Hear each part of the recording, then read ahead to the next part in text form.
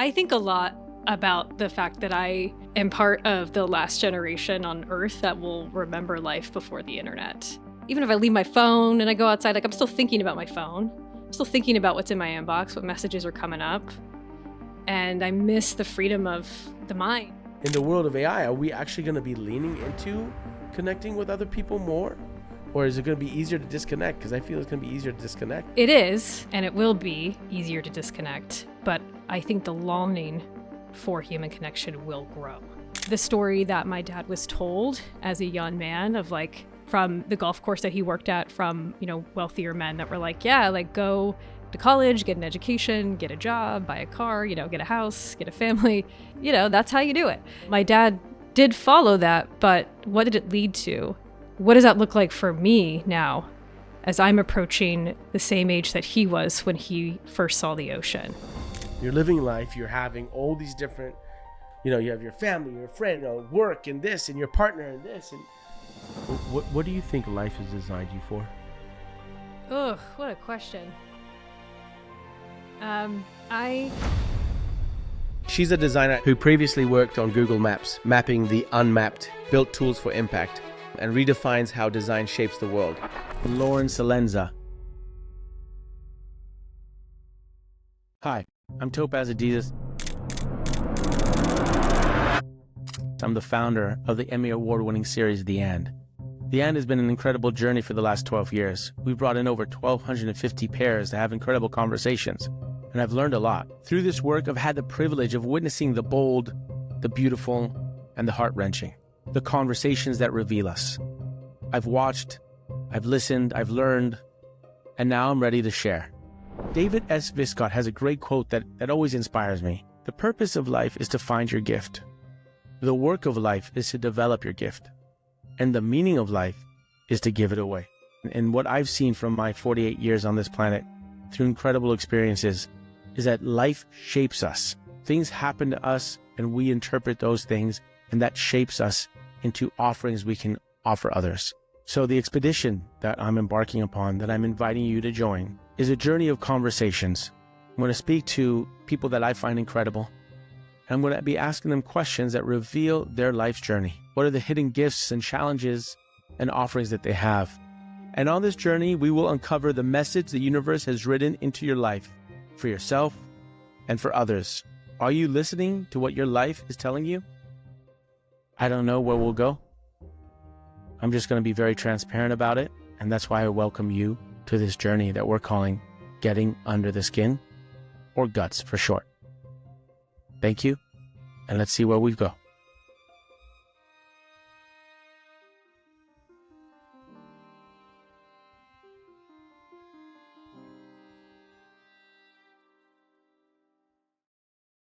Hey, beautiful people. Welcome to another episode of Getting Under the Skin. Today we have Lauren Celenza.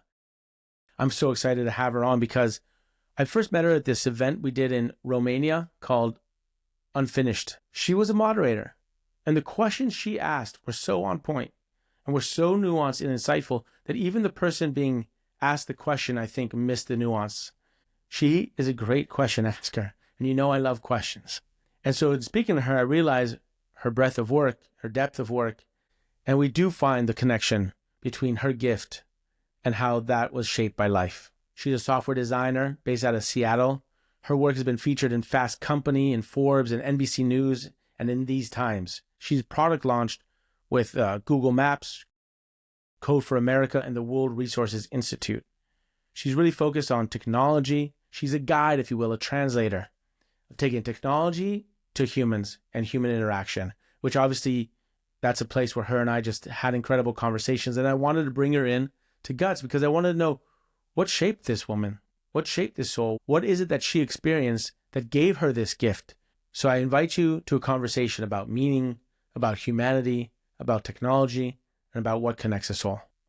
Welcome to another episode of GUTS. All right, we're in. Thank you for jumping into this thing with me. How was when did you get back from Romania?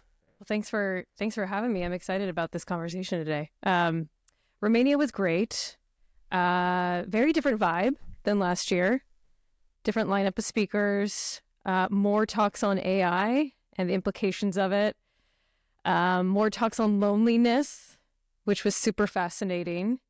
It was great. And then there was a rainstorm also, which that was fun. I was like in the middle interviewing some of the, speakers, and like this like rainstorm came down. I'm like, we're going to keep going. Like, let's just listen to it, And so we had these moments of pause throughout the interview where we just like listened to the rain. It was great.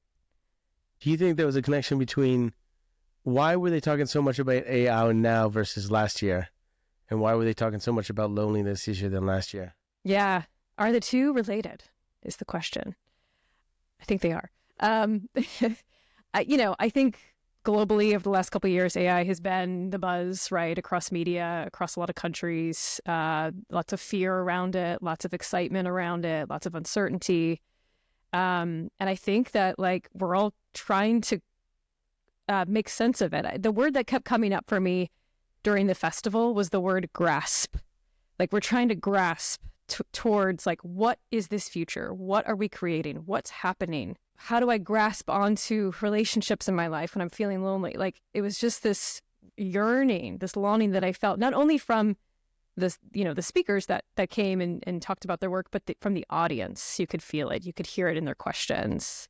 You could feel the energy of that. And I think that AI is sort of a big topic when it comes to what are we grasping onto here? What really is the future, and how are we shaping this? So I think that was why it was a big topic. And then you had the piece that you talk about that's getting etched out over time of a baby. Just how much more symbolic or metaphoric do you want? I know. We're shaping this AI that's coming to being that. Yeah. Right? And yeah. Well, thanks for joining. I'm excited to have this convo. I have a thesis that I want to play out with, and I don't want to articulate it. I kind of want to see if we get there between your work and kind of what I'm exploring in this podcast. And this is really our third interview on the podcast. So we're very much in early stages. It's very transparent, as I told you. But I kind of want to play between your work and your talent and where that comes from with this thesis I have about, that life shapes us for certain experiences and really ultimately some gifts to offer. But before we do that, I just want to ask you a question, because the thing that like really got how I really noticed you was how you moderated conversations at last year's Unfinished Festival. And I thought you asked some incredible questions. And, I'm a big fan of questions. And how did this year of your moderating ability change compared to last year? Because I know that this has been like a new space that you've been wanting to explore, that you are exploring and holding the space of moderation and, inquiry. So how was that experience for you? How did you feel that you changed in that year? Yeah, it's a great question. First of all, I'll say that I just love asking questions. I love meeting new people and asking them questions about their experience, about their work, about their life, about their perspective. For a long time, in a lot of my other work as a designer and working in the tech industry, there's so much of an emphasis on solutions. And I've been longing for questions. And I've been longing to express my own curiosity, and with the hope that, that could tap into an audience's curiosity as well. And I think it does. And that's maybe the biggest thing that felt like a change this year, is like really kind of feeling the energy of the audience and sort of seeing like, okay, I'm coming into this conversation with like some initial set of questions based on some research I've done about this person. But in the moment, things change, brainstorms happen, right? And, you can feel sort of the energy of the audience. And I think that I was more maybe adaptive to like what was going on and changing my questions on the fly and being okay with that. And just seeing where the moment took us. Compared to last year, you feel compared that to last year. Yeah. Yeah. And I think it takes some time and comfort to like, get practice in it and be able to improvise, right? And be flexible in that. And the more I do it, I think the more that I'm learning to let go and be okay with improvising. And that's part of what curiosity and questions is, right? Is embracing the uncertainty of the moment. Where do you think this curiosity comes from in you? I think it comes from a deep unsatisfaction with the way that things are in the world. And, anytime I'm starting to feel frustrated about a situation or life or angry about something, I actually am like, wait a minute, why is it this way? What if it could be something else? what if we imagine it in a different way? And as soon as I shift from that place of like questions, I feel more alive. And so that's something that I noticed myself doing even as a kid, like when there were just frustrations around me and I was just like, why is it this way? And that feeling of that expression, like actually making me more aware and more alive within myself. I think I've just sort of held on to even, into adulthood. So does that come from the article that you wrote? Is it how deindustrialization, was it affected my family? Took my father from me? What was it? Yeah. The title was How Deindustrialization Shaped My Working Class Family. The original title for it, though, was Sugar Water. Yeah. So let's talk about, one question that you clearly talk about in that article, which I think was just beautiful, because I think it elucidates what you're speaking now, is that it seems like there's an anger of why things are, and then you ask the question, why? So in case of your father, why is he working so hard? And yet I don't see him much, and yet the company he's working for now, which turned out to be Sugar Water, before it was another a manufacturing company, but that seems to be always changing, or it changed a few times. Regardless of what the company was, there was so much importance to his work there because he had to pay the bills, support the family. And I thought it was really beautiful how the first time you guys traveled to go down to the beach, of which you'd done a year before with your friend from school, your father at that point was 40, never saw the ocean.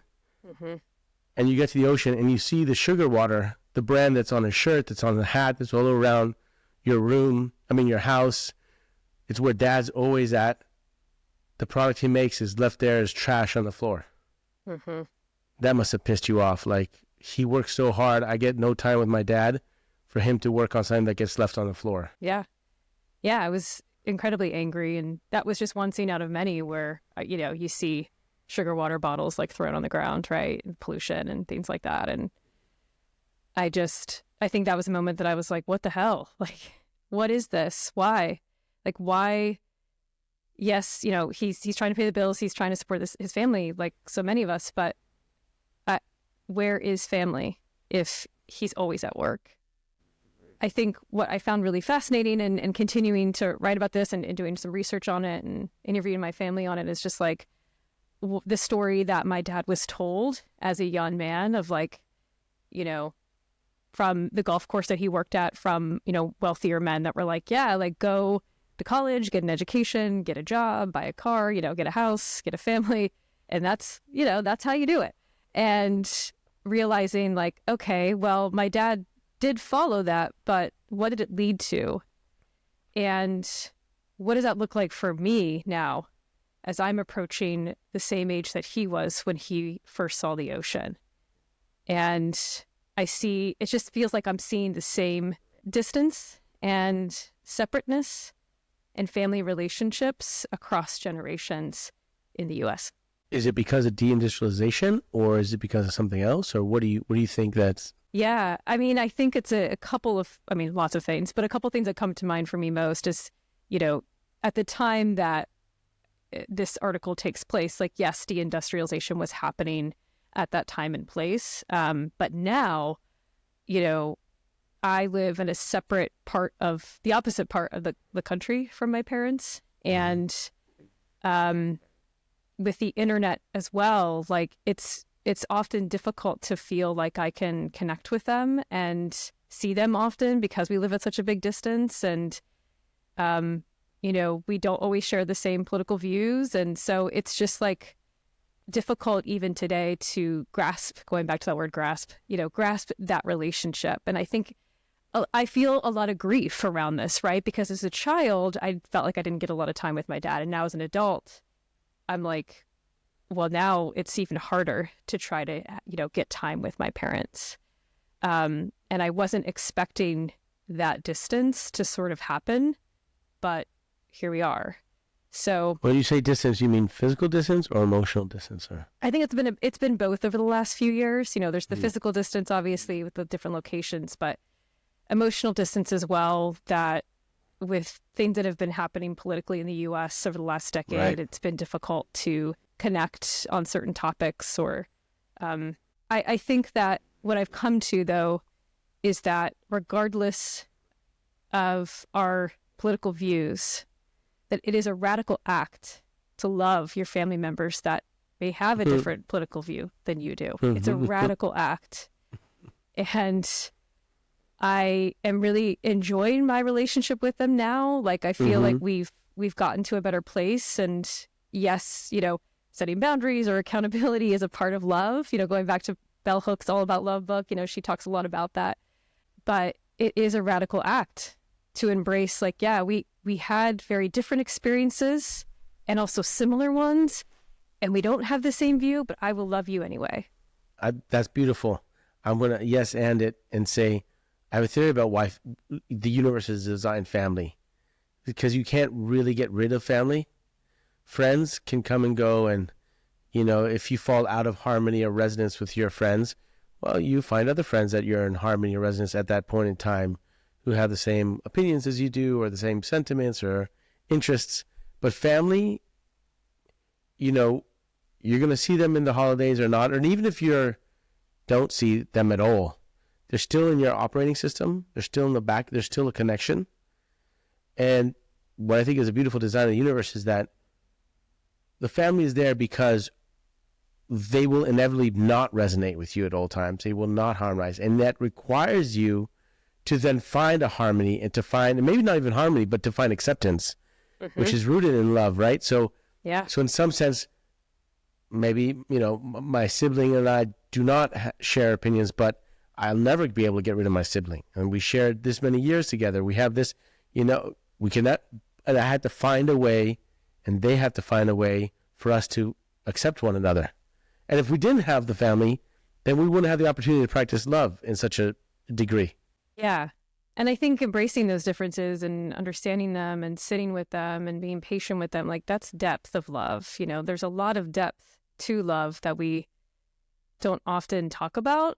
And I've just culturally, we don't often talk about the depth of, like, embracing, you know, the differences. But tell me that, because I don't see it as depth. I see it as like a practice, like a muscle that you're strengthening or getting better skilled at. How is it depth? Yeah, I suppose it is a muscle, but I also see it as, like, depth in terms of depth of perspective. Like, okay, so my parents don't share the same political views as I do. Let me go back to asking questions. Why? Why is that? Right? And then you keep sort of unpacking the layers of that, and you start to realize, oh, wow, like, yeah, there's an experience here that maybe is misunderstood or not heard or whatever the case may be, and how can I show love towards that? So that's the depth that I have learned over the years with my family. Two things come up for me. One is, wow, how can politics really get in the way of family?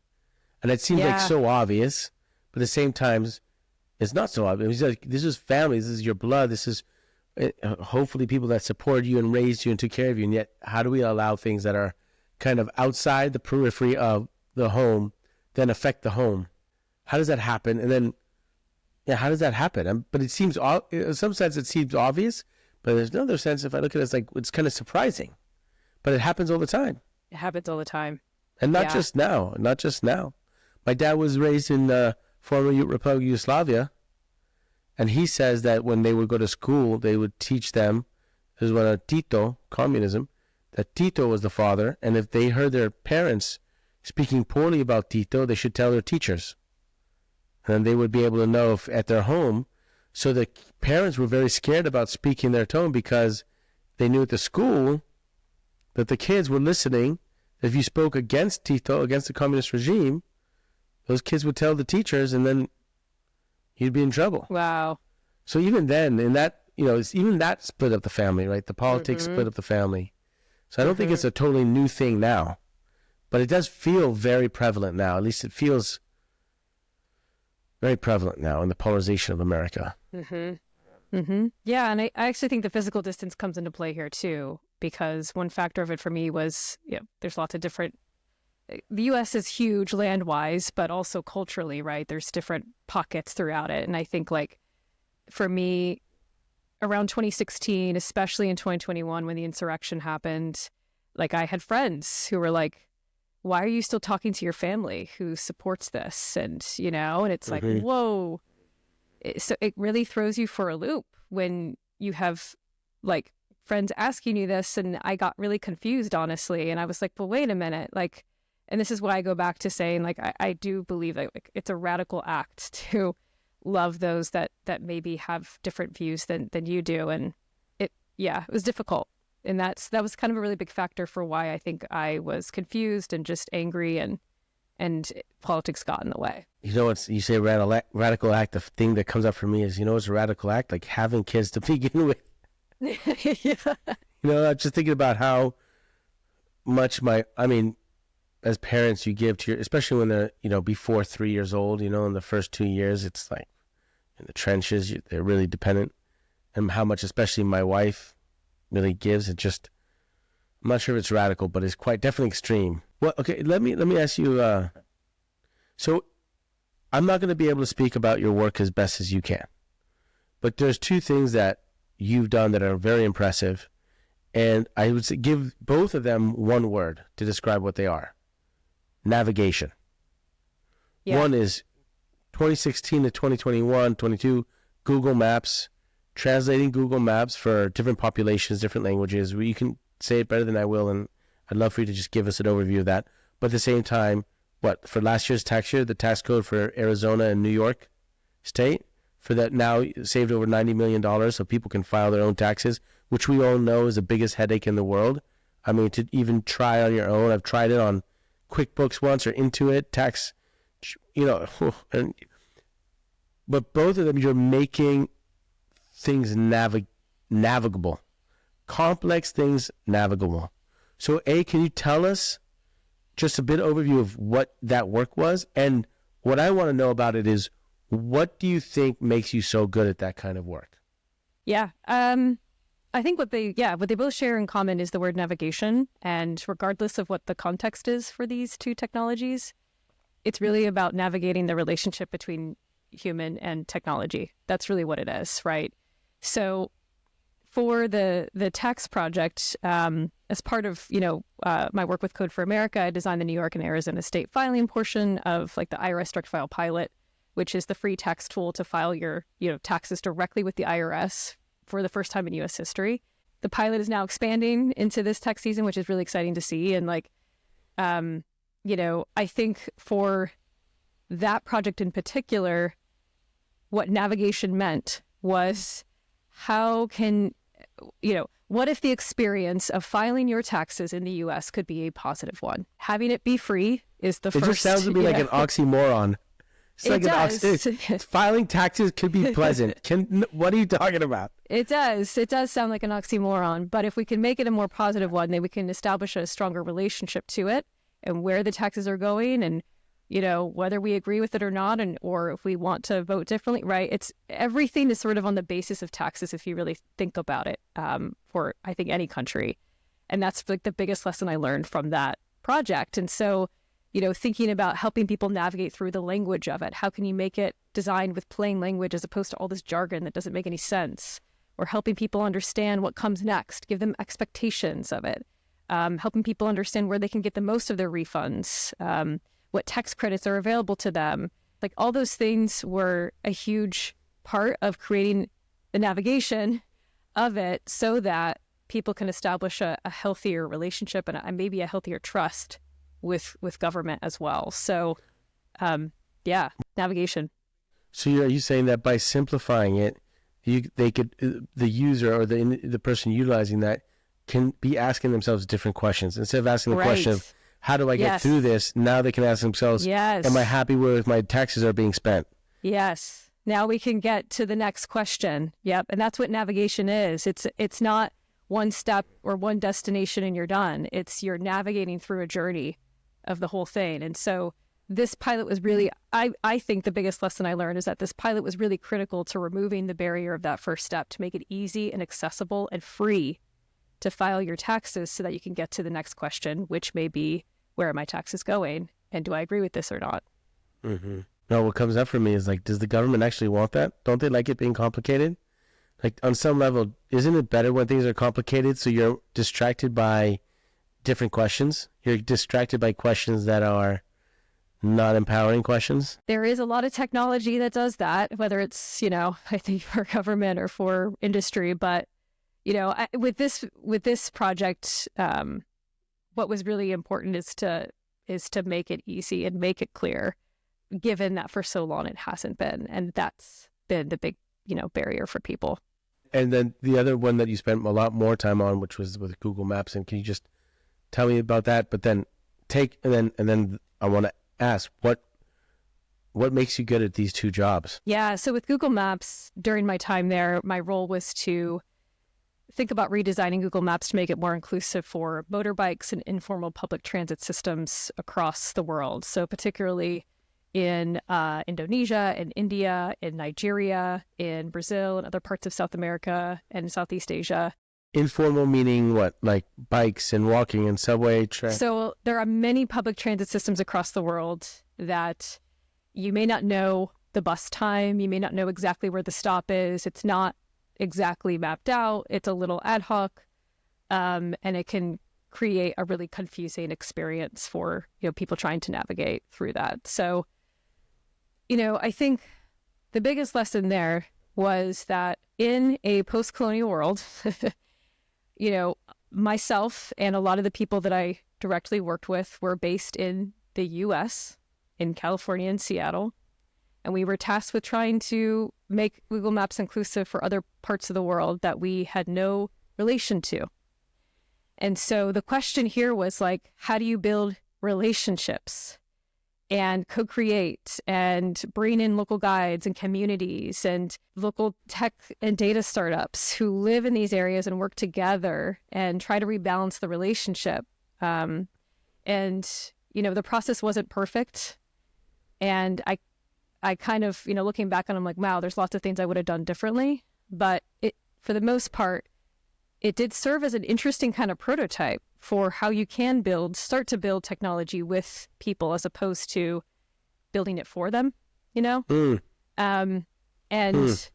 that's beautiful. I think what was really interesting on the navigation side was that myself and the people I worked with in the US, when they were experiencing this and building those relationships, they would time and time again come up to me and say wow, okay, this experience helped me realize that my work means more than just meeting the bottom line. It helped me reconnect not only to the how, but why I'm here, where my work is going, who's impacted by it. How did you how did that happen? What did they see in order to articulate that? Yeah, it was like traveling to various regions of the world, meeting people face to face, actually getting lost on the back of a motorbike, trying to use Google Maps and it didn't work.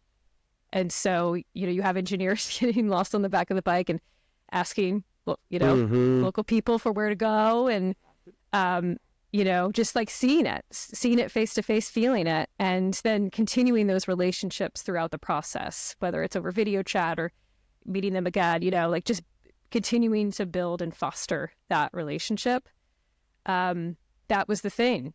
And, I think a lot about alienation of labor and, it's difficult to know sometimes in the chaos of working in industry, where is my work going? What is the final result? How is it impacting things, especially with technology, right? Because you never really know until it's out there. But until you launch something at scale, do you realize all the, various nuances of things or what new problems are created from technology? Because I believe every piece of technology it may solve some things, but it also creates new problems. And so it's difficult to know every one of those in the process of making it. And the first step, though, to trying to understand that is to build those relationships early and often. And the idea behind that building of relationships is so that you have a clear way of communicating as you build it and knowing what's working, what's not, and filling in your blind spots.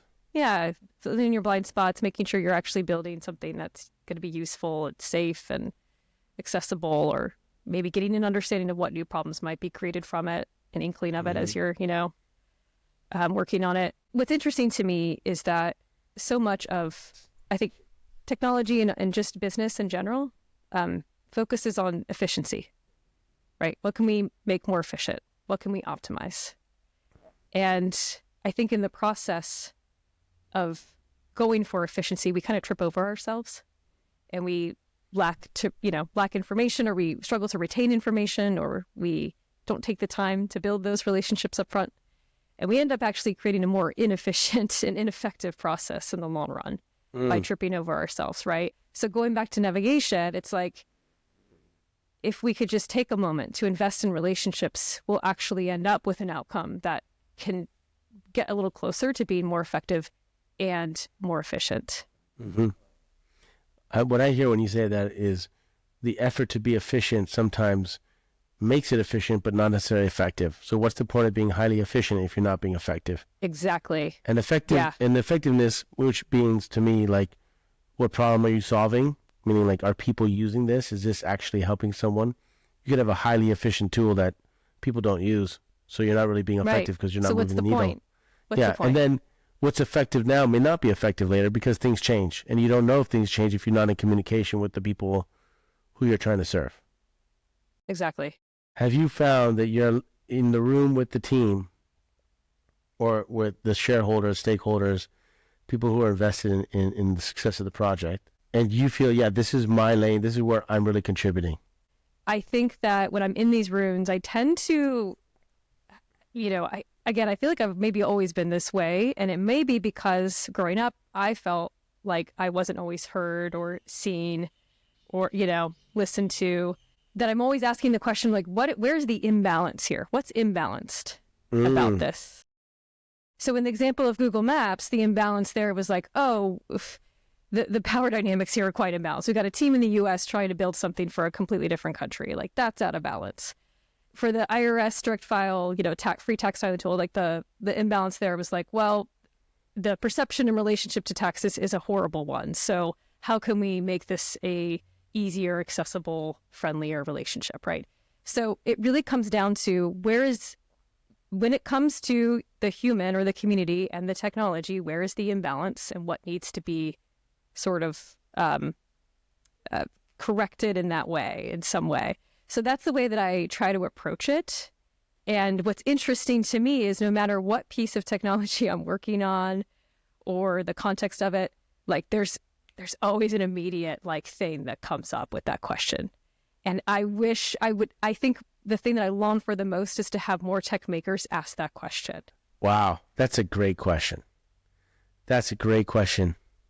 When I spent some time with the Maori communities of, with the Maori community in New Zealand, my wife and I did a project, and we brought, turned out to be family now, Maori family, to Mexico for a project. They told us that when we first came to them with the idea, we were physically in the same space, and my wife and I came up to them. They said that the first thing they looked at was not what the project was. They came to look at the feminine-masculine balance. Mm-hmm. So it wasn't just me who came to them with the idea. It was my wife and I. And then they look at how her and I engage with each other to see if there's a balance. And that was a huge learning for me. And that's what I hear here is you're saying, where's the imbalance? And I think us looking at when we're constructing something, is this balance? Do we have, and where's the imbalance? I mean, the imbalance, there's always probably an imbalance. There's probably, I don't know, just even always. Asking that question ensures that you're going to create the balance. I guess the first one is, where's the imbalance? And the second one, is there a will, social political will or the corporate will to adjust that imbalance? Or is it in the benefit of the entity to maintain that imbalance, right? Yeah, a lot of times in industry,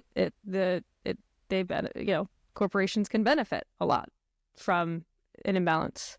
When you look at right now the spaces that you're exposed to in the world of AI, mm-hmm. where and in the rooms that you find yourself in, which I don't really know what all those rooms are, but I know they're definitely more extensive than what the rooms I've been in. Where do you sense is the biggest imbalance that you've been noticing? With AI in particular? Yeah, because that is such a potent baby that we're creating right now. That is just so potent. And I think it's on everyone's mind. So just what have you seen as is there a starking imbalance that you've noticed, or that you've seen come up time and time again, or or a few different ones, or? Yeah, there's so many. And I think a lot of them actually aren't necessarily new imbalances. They're like imbalances that have kind of always been there, but now that we're building this new technology, it's like taking those imbalances further. If you think about the creation of AI and what's happening with that, a lot of the money that is required for, building AI is, the data centers. There's a high cost in creating those data centers, expanding them. Who has the money to do that? Well, big tech does. Big tech has the resources. So a lot of the biggest imbalance I see is sort of the centralization of power in terms of who's creating the AI and who has the resources to do it. Another imbalance is the use cases for AI. So, a lot of generative AI in particular focuses on, write poetry for me or generate art for me. And those can be fun to use, or it could help you visualize, an idea you may have. But as a human, I want to write poetry. I want to create art. What if AI could help me do my laundry instead? So I feel like there's a little bit of an imbalance in terms of the use case for where we're placing AI in our lives. So to go back to the thing that makes you good at it, it's because the question you ask is imbalance. That's what you think makes you good at the work you do. Well, I mean, good is a loaded word, honestly, because Maybe effective at what you do, or should I say efficient? I think the biggest thing is it allows me to just see more, like see the opportunities and see where we could, work together to sort of figure out how to create balance in that relationship. Whether I do an effective or a good job of that, I don't know. I mean, honestly, working in tech is very tricky, because like I said, all technology can come with a solution and it can also create new problems. And so to say that I'm good at it, I mean, probably, but like also I have probably created new problems too with what I've built in the tech industry. So I'm always sort of looking at, what can I do to continue to ask that imbalance question, but how can I also reflect on like what I learned from various experiences to know what some of those problems have been or where they could emerge in future technology as well. So that self-reflection is a huge part, I think, of, the process of creating technology. Self-reflection within ourselves, yeah. Do you have that? Do you have a process for that? Or is that kind of ad hoc? And it is kind of ad hoc, to be honest. Yeah. There's sometimes there's sometimes where I'm good at it and I'm like tuned into it. And then there's other weeks where I'm like, holy hell, this week was so chaotic. Like I don't even know where I am. So, ad hoc meaning if I can tune into it and remember that it's important to self-reflect, I'll do it. But, there's weeks where it's difficult to do so. Because what I found is if we don't have a process for the self-reflection, then we usually self-reflect when we hit the wall, when shit hit the fan, when something happens it's one reason why I think holidays or New Year's or some religious holidays are good because, because New Year's is often great. Thanksgiving, where basically New Year's is great because it's a new year and everyone usually, that's kind of a great way to create a catharsis for I'm going to take inventory from my last year, draw goals for the new year. And obviously it becomes cliche, but if you have, that helps you create like a process. It's a yearly process. In the Jewish tradition for, Yom Kippur, the high holiday, you take atonement for the year, you fast, and that's what I mean by religious. It's a process of, okay, that comes up, and regardless of how religious or not you are, but in the culture, it's take time to think for the year, right? And so that's what comes up for me is I don't do it, and I have a diary, and I've been writing a lot as a kid, but then as life got busier, more challenges, I write less in the book, and therefore I have less opportunity for self-reflection. So if I don't have a process, I usually only self-reflect when shit hits the fan. Yeah. Yeah. It's like right. To learn from that, but it's just natural.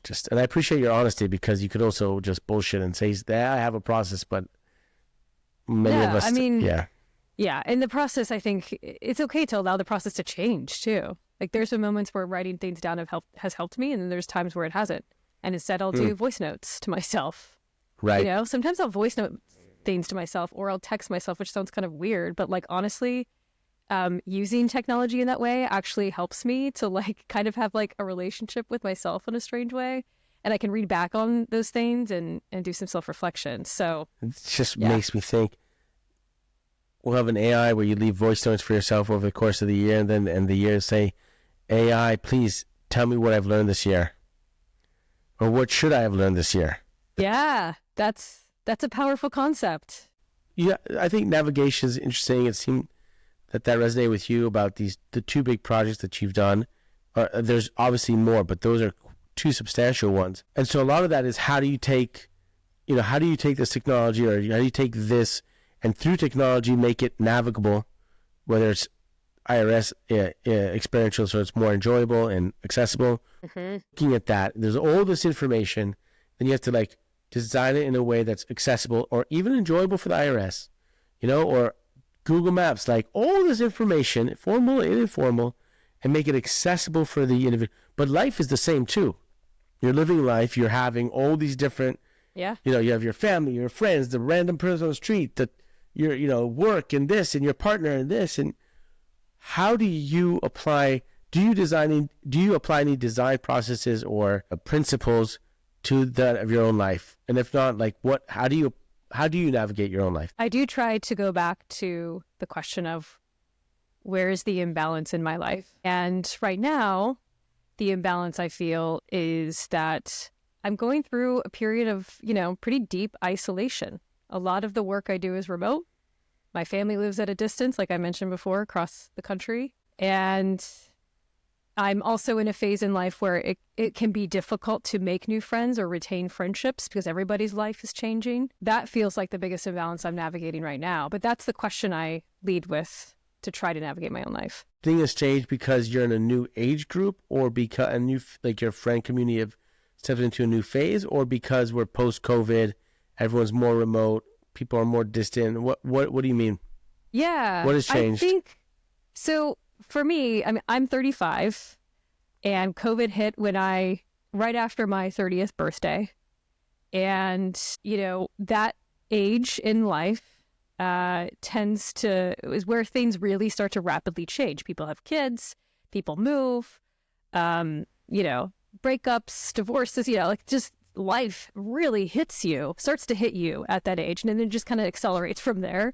And then at the same time, COVID hit while that was happening. And so I have a lot of, I guess, empathy for people in my age group as well, who probably maybe listening to this and nodding their heads like, yeah, like I've experienced that too, because it's been difficult to navigate those changing phases of life and also navigate within my own body. How do I go out again and engage with people after COVID? And I feel like I'm still trying to figure this one out. It's to the point where I'm like, I get more anxiety if I'm in big crowds than I used to. And maybe that's aging too, but I do think COVID played a huge role with it as well. I wonder about that too, because I was just in New York, and I think, where did I go? Whenever I'm in a concert type environment or anything where there's just more than 100 people, I find myself going to the edges, like where there's nobody behind. Yes. Like I need space, and I wonder if I'm 48 now, and I wonder if that my age. Well, maybe it is. I don't know. Or is it COVID? I think it's definitely COVID. I mean, spending 1 or 2 years where you're rarely with more than 5 people, And for me, and I remember coming out of COVID, being physically in front of somebody for more than an hour and feeling exhausted, because I realized it's not just what I see on the screen that's engaging with the other person. It's my whole body. I'm picking up all the energy on the body, the whole posture from head to toe, and my whole body is taking in their whole body information. Like, I really believe that when we communicate, like, it's not just our eyes and our ears and our mouth that are communicating. We're ingesting all the energy. I just found it a lot more exhausting. I mean, when I went to New York 2 weeks ago, I spent 4 days there, and I lived there for 18 years, and man, I could walk the streets all day after by year 2, I was And 18 years, I was well versed to just, I could cruise through that city, no problem, for hours, all day, weeks, no problem. Didn't have to leave I don't have to leave Manhattan or Brooklyn. I went out there for 4 days. I couldn't last another day. I couldn't, and it wasn't a problem. It was beautiful. It's incredible. All the city, all the opportunities, all the people. I love I love it all. And yet, just all these sources of energy running around that I had to feel out was just overwhelming for me. Was it an overstimulation from everything, like people and the smells and the sights and whatever? Oh yeah, or... but I'm always just the smells for sure. The smells for sure. The sounds, But definitely, most specifically, like I just feel when you walk by someone, your system is picking up every single thing around you. Whether like a radar, just like even though you might not pay attention to it, you on some level your system is picking up on it, and you get, by living there for a while, you get good at muting out the unimportant signals. Yes. And just picking up the important signals, like that. But if you're not well accustomed to that, you're not trained in that, then you're picking up all the signals, and then the radar is just popping with dots. Versus when you're there for a long time, there's 3 dots, and so therefore your energy can be more efficient.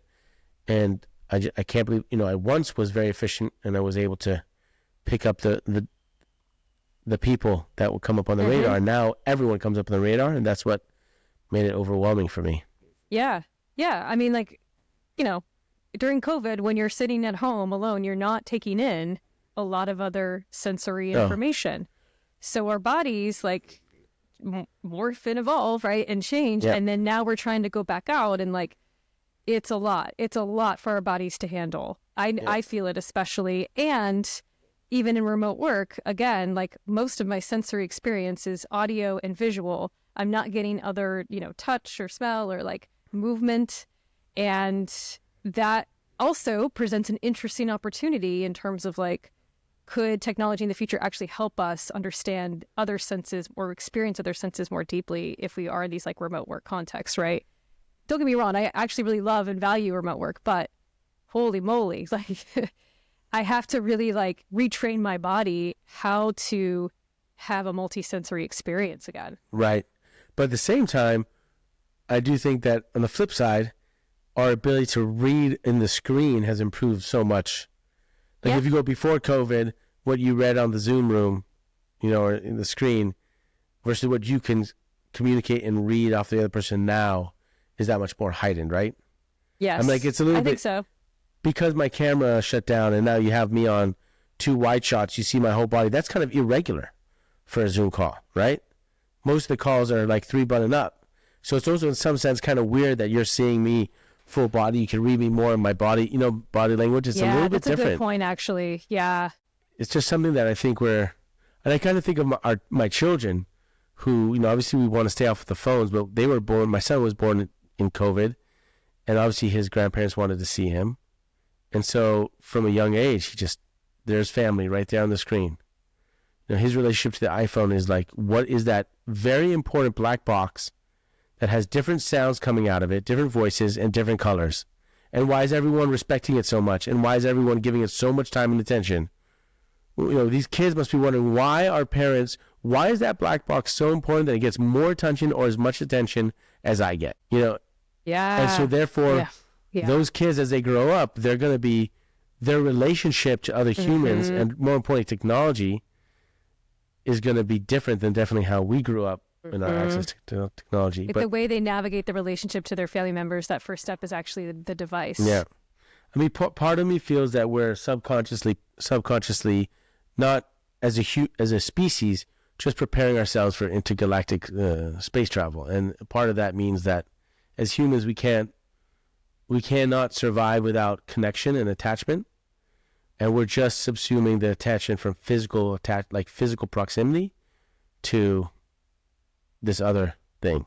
And so it enables us to ultimately be able to travel space, but still feeling emotionally connected, even though we're not physically proximate. Yeah.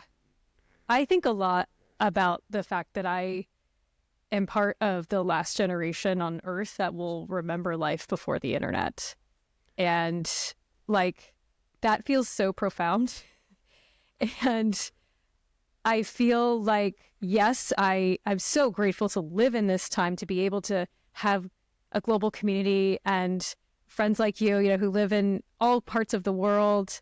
And yet I long for more local friends and local community. Well, when you say that, I can see you get a little emotional. I don't know if you are, but it felt like you did. Mm-hmm. At least what I could tell feel through the screen. emotional about it. Yeah. Does that impact your decision to have children or not? Oh, I don't know if I've thought about that in much depth, but I think that it does make me long for family, you know, or a closeness, a kinship with people that are physically around me, you know, not a screen, but having more people in my life that I can physically see and go to and interact with, play games with, you know, go outside.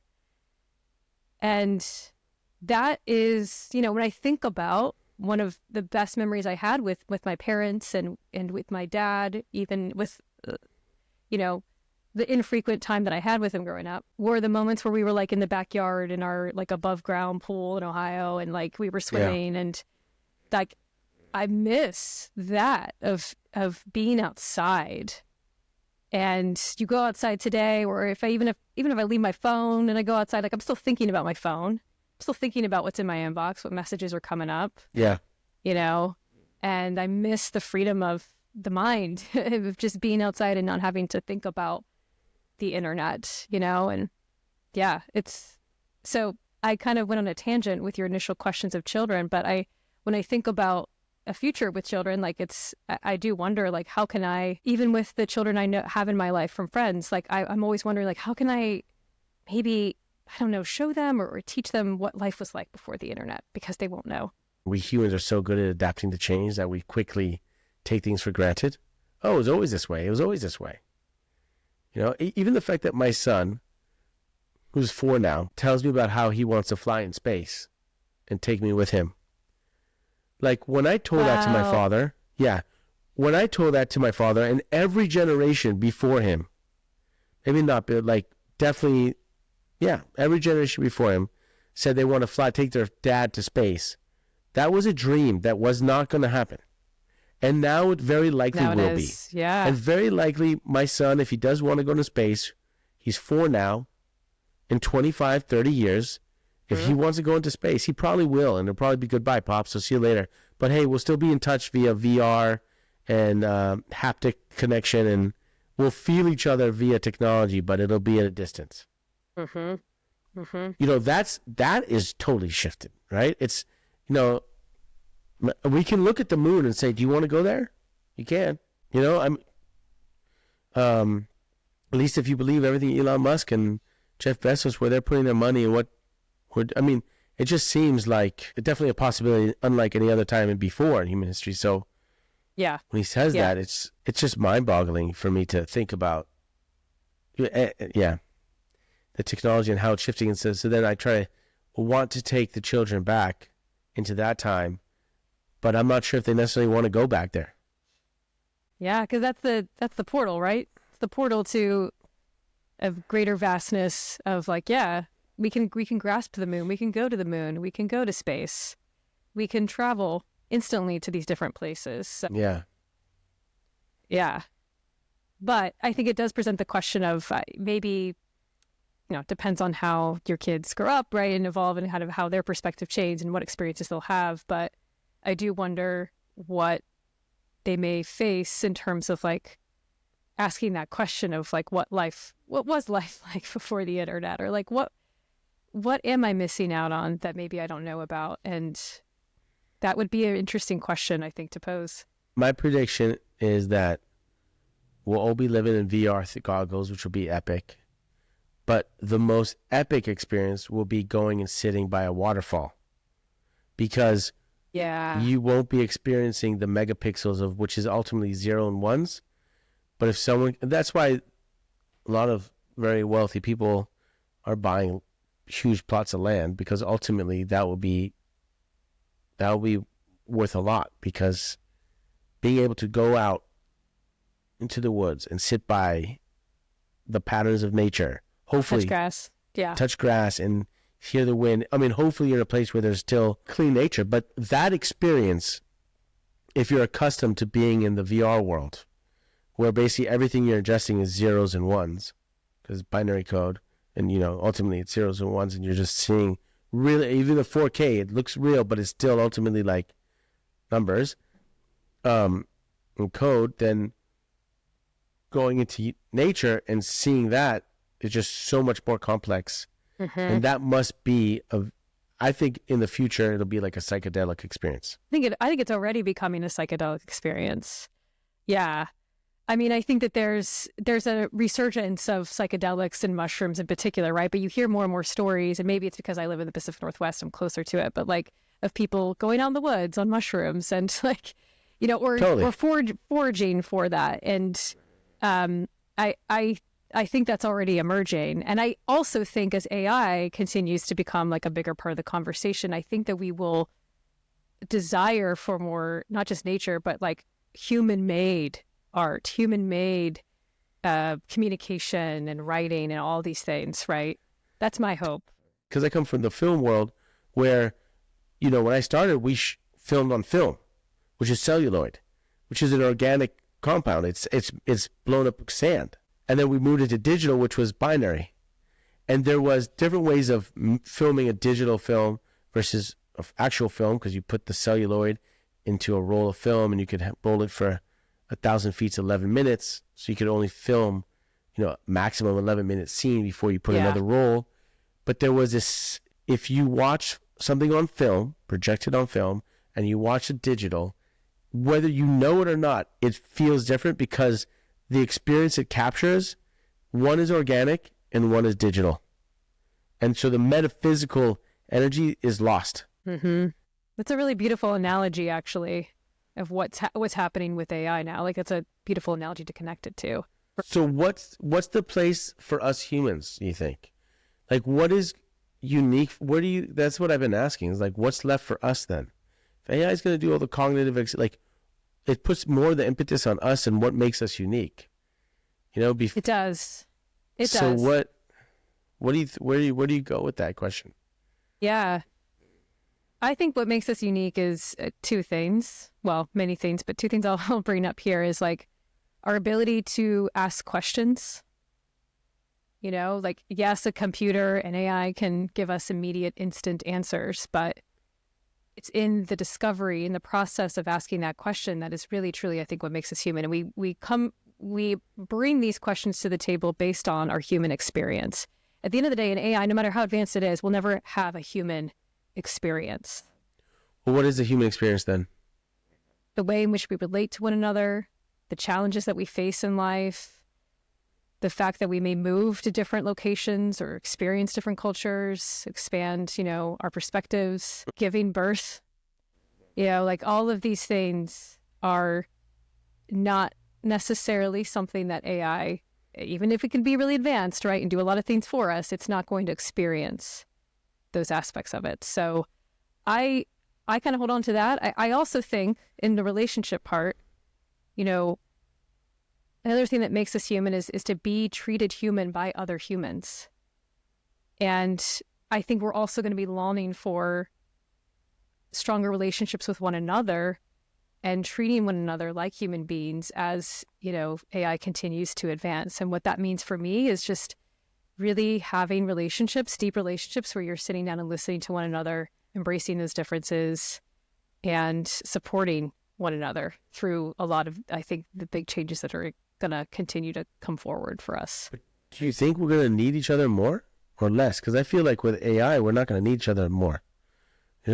Maybe emotionally, but in terms of get things done and in some sense, emotional connection is derived from some sort of discomfort, because you either have to be vulnerable in your love and admiration for someone or vulnerable in accepting that there's a conflict.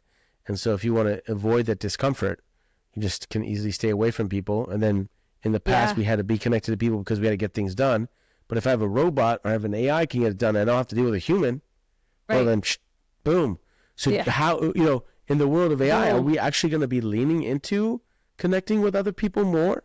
Or is it going to be easier to disconnect? Because I feel it's going to be easier to disconnect. It is, and it will be easier to disconnect, but I think the longing for human connection will grow. And so how that manifests is yet to be determined. I can feel it. No, but we see it now with the increase in mental health and loneliness. The I can loneliness feel with it even pandemic. with remote work, like people wanting to connect, in person or have longer conversations with one another. It's just, yeah. I think the thing though that does make me concerned is that in the process of the fact that it is and will be easier to disconnect, will we be able to sort of, again, going back to self-reflection, sit down with the feelings of longing that we might, have in the void of that disconnection. So I hope so, but there is a danger there that we may not even really notice it or take the time to notice that longing that may be there. Man, I just feel like loneliness is such a fundamental part to the human experience. It is. And even before all this AI chatter, like we were already, I think, living in a lot of ways, especially I think in the US, like in a culture of independence, and in the US for sure, yeah. Yeah. And individualism. And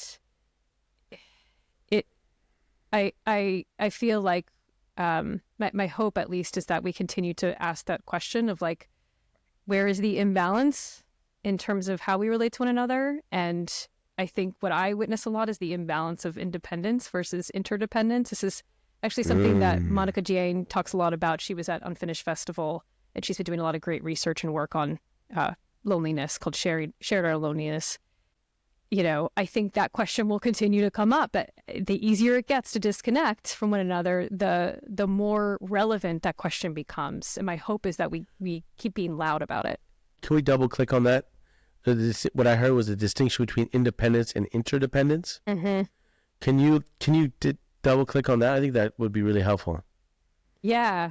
Again, this is something that I've learned from Monica Jane from Sharing Our Loneliness. But for me, the way I interpret it is asking for, going back to questions, asking for help, asking for support, knowing that it's okay to not have all the answers.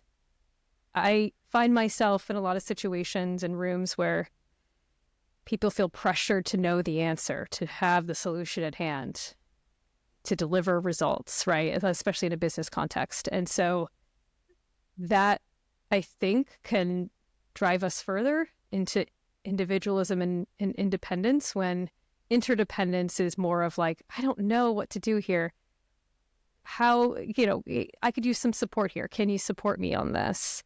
What do you think about it? Just asking more questions to have a dialogue with one another. Independence, there's not a lot of dialogue, conversation, right? It's more of a one-sided, like, I'm trying, to say what the answer is. I may feel pressured by it, but like interdependence is dialogue. It's conversation. It's holding space for that.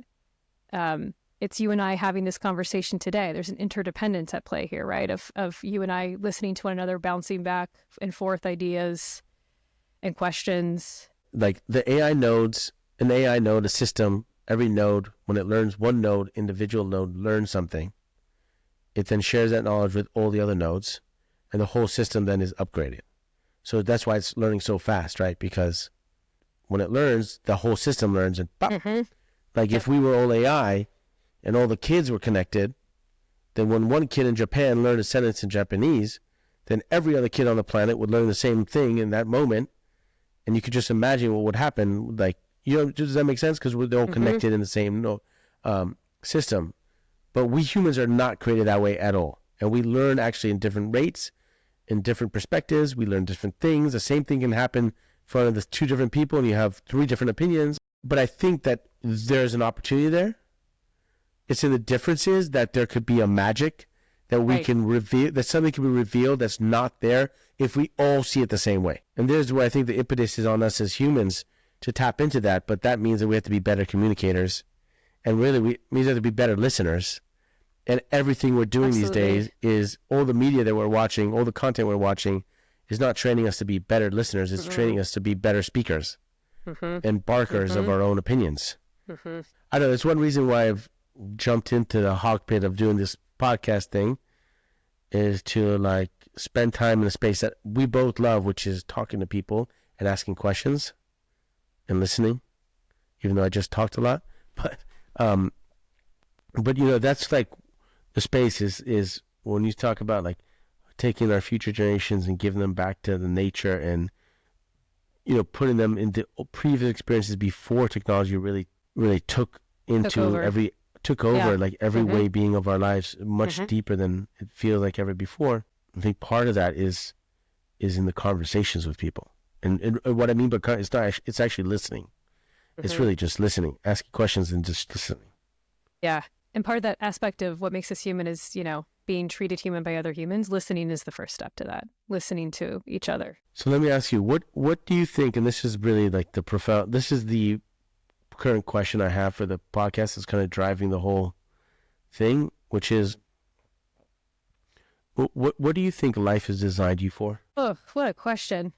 I don't fully know the answer yet because I'm still alive and still trying to figure it out. I think life has presented opportunities to me that have perhaps invited me to engage in the question of where is the imbalance.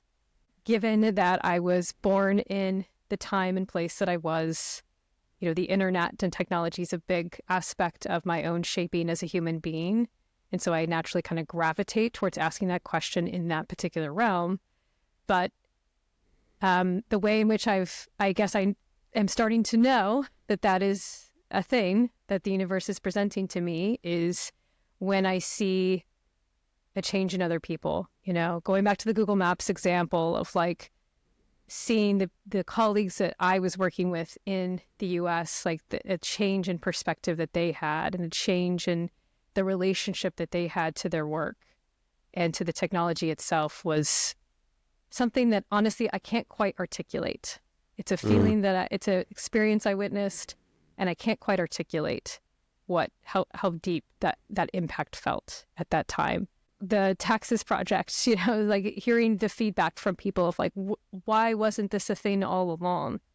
Tells me that imbalance has been pretty deep for a long time. And so I try to, when the universe presents those opportunities to me, I try to embrace them and see like, where is this taking me? I don't know, but I am starting to understand that I believe that's maybe why I'm here, is to ask that question and see where it takes me. So thank you so much for that. Where are you putting your energy these days? It's like in conversations like this is one of them, engaging in more dialogue with people, continuing to interview and moderate festivals or one-on-one conversations. Different people that I meet that I've been asking, like, yeah, let's record a conversation together, about this thing. Like that gives me a lot of energy just to listen to one another and know that we don't have all the answers, I think is an important part of this, instead of just barking and trying to like influence, right? Just being human together. That gives me energy. I think another thing is continuing to like, again, ask this question of like, how can I bring balance back into my life with regards to this isolation period? That's been on my mind a lot. Lately I've been taking a class, a clay wheel throwing class. And wait, what? Clay wheel? What? Yeah. I've been throwing clay on wheel, like taking a class about how to do that. Spinning it around, like making bowls. Yeah. Obviously, I'm That still must be learning. amazing. Yeah, I hear that's amazing. It's really hard, but it's something that allows me again to like get out of, being in the same space all the time, but also just touching clay, grasping at something. So I'm also like in this journey of like really actively trying to kind of get away from screens so that I can understand life outside of it a bit. And then also reconnecting to family has been a big theme for me this year. Helping my dad out in particular. He went through a pretty major medical procedure a couple months ago, where he had to get metal kind of plates placed into his spine. He was at risk of becoming paralyzed. I think largely not just for aging, but because of the work he did for so long. And so I've been really thinking a lot about that and trying to be there for my parents, and also seeing how modern technology and all the healthcare workers and doctors, like how amazing they are in terms of that So I don't know. It's a lot of different avenues that I'm taking. But how's your dad? He's doing well. He is kind of like relearning how to walk at this point. He's going out on daily walks in the neighborhood with like sometimes he'll take a walker or a cane. He's 63, and unfortunately he is not of age to receive Medicare in the US. So that's been something my family and I have been navigating. I mean, it's young. 63 is It's young. Yeah. Young to get a surgery like that. It's heavy duty. Yeah. So he spent, you could tell the physical toil of working on the line. Yes. The story continues, the deindustrialization story continues on, right? And so it's been interesting to sort of navigate that with my family. If I could give you the deck and you pulled out the one thing I'd want him to have to answer, or for you to ask him, because the deck, oh my God. Has he told you the last time he was proud of you? He says that he and my mom both say that they're proud of me a lot, but... Yeah? For what? What do they say they're proud of you for? Because I'm sure they do. I'm just wondering what it is. Oddly, they're not usually specific about it. They're just like more general about it. But it's I'm like sure in they're proud moments of you. where I think it's in moments where they're just sort of seeing what I'm doing, or I don't know, like where my life is now. And I think my mom often says like I never imagined this. Like I could have never imagined this. And I think a large part maybe she says that honestly because they were dealing with parenting a child while the internet was happening, right? Like they had no idea how that was going to disrupt and change and the family, So I think that's a huge element to it. No, from reading the How Deindustrialization, that article, I can tell that you know how proud they are of you. What makes you say that? Because you wouldn't write that in that beautiful way, and you end with one of the beautiful sentences that so touched me. Is like, what's important is that we were in the same place at the same time. And I think underlying that whole thing is no doubt that it feels great when they tell you. And it's really nice when they're specific about it, because that anchors it in more. And that's why I would love it if life brought you that opportunity for them to express it and for you to receive it. But I know that deep down, you know it. That's what I read that's what I got when I read that. I feel it from them. I feel it from them, for sure. Yeah. I think that's clear. And I think even that article is in service to is definitely in service to your dad and your mom obviously too, but your dad in terms of the example that he set for you. And also telling you at the end, what was the lesson that he told you at the end? Because he had a lesson that he got from when he was carrying the golf clubs in the golf club, but he told you a different lesson. He didn't say to follow that lesson. He followed that lesson that led him down the path, but then he looks at you and he says what? He tells you something different that you write about in that article. Yeah. He would often tell me like, and he would say this with like exhaustion in his body, that like, Lauren, at the end of the day, find a career or vocation, however you want to call it, that won't consume you. And that is maybe the thing that brings me to the question of where is the imbalance? Now that we've been talking about this, I'm like having this realization with you in this podcast. Wow. Okay. Oh, wow. That was good. I didn't realize that either. Oh my God. Totally. That makes sense. Yeah.